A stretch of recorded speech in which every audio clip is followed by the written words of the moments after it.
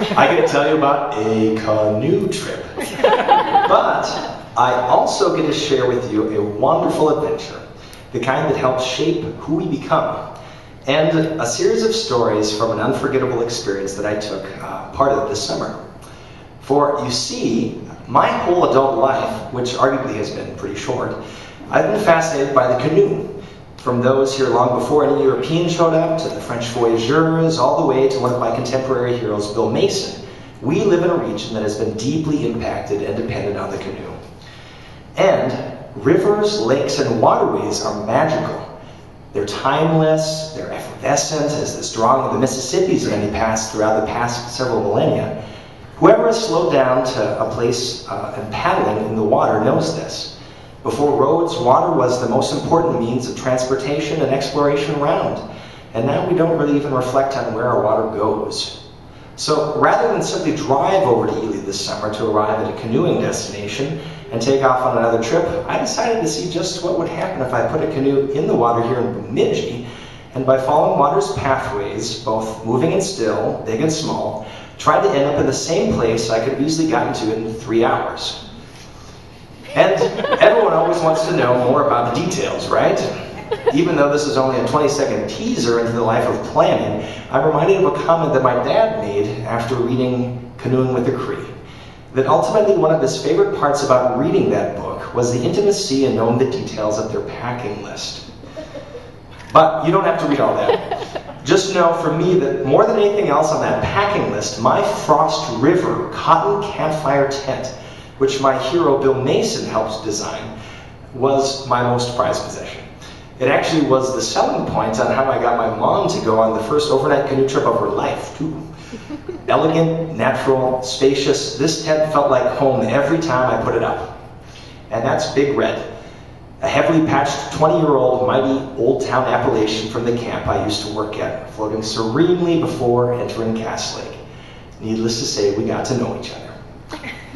One final note, Pecha is inherently a visual experience, and I happened to spill coffee on my digital camera 4 days into the trip and drop both my disposable cameras in the lakes along the way, so I'm not going to be able to fulfill the visual justice the grandeur of this trip deserves. Rather than Jim Brandenburg, you get for the most part brainy, water-damaged Brett. But enough of the preface.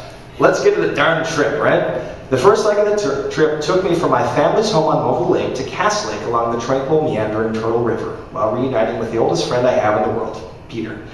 Here we are at the Three Island County Park, reloading. And after crossing Cass, I canoed the slow meadows and pine bluffs of the Mississippi until I met up with another friend, Dory, at Winnebagoshus. We crossed 10 miles of open water headed north, and the next day worked together to cross the Continental Divide on the longest portage of the voyage, a grueling 4.5 miles on the shoulder of County Road 35. Many cars wondered. And then the trip gets logistically even a bit busier. I eventually meet my mom at a random county bridge along the Big Fork River, and we canoe over 90 miles together in 2 days to make it to Big Falls on time to meet up with my good friends Mike and Christine from college. We then shuttle a vehicle to Rainy River Visitor Center at Voyageurs National Park, and then spend the next 4 days paddling to it along the Big Fork and Rainy Rivers. For me, this canoe trip was truly like no other that I've been on, in that it wasn't just wilderness, but rather civilization along the way. And we had to deal with the arbitrariness head-on of canoeing in the modern world.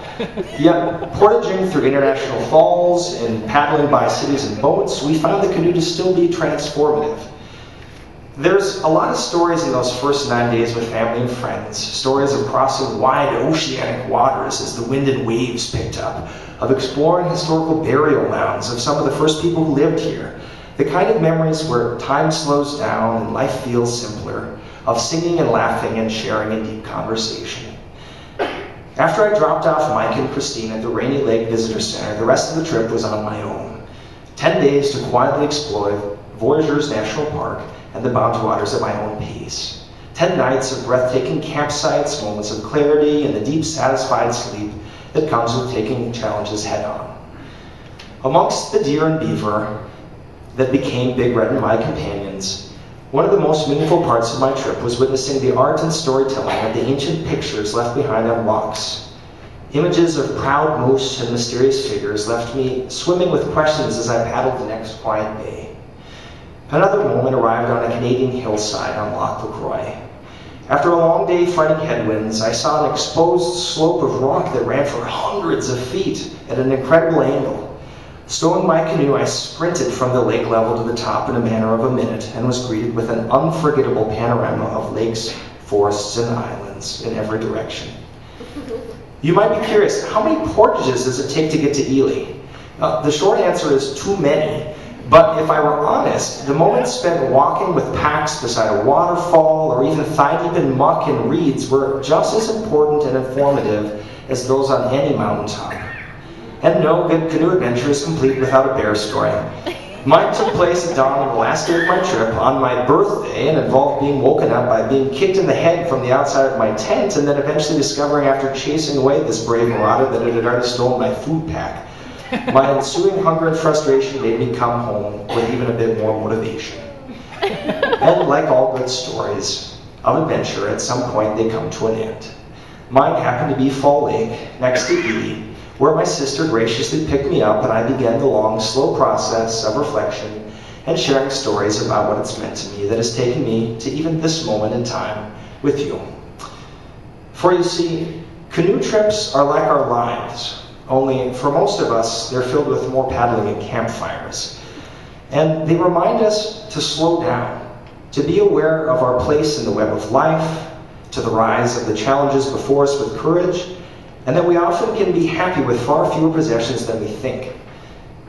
All of these blessings I wish to you in this new year ahead. Keep paddling.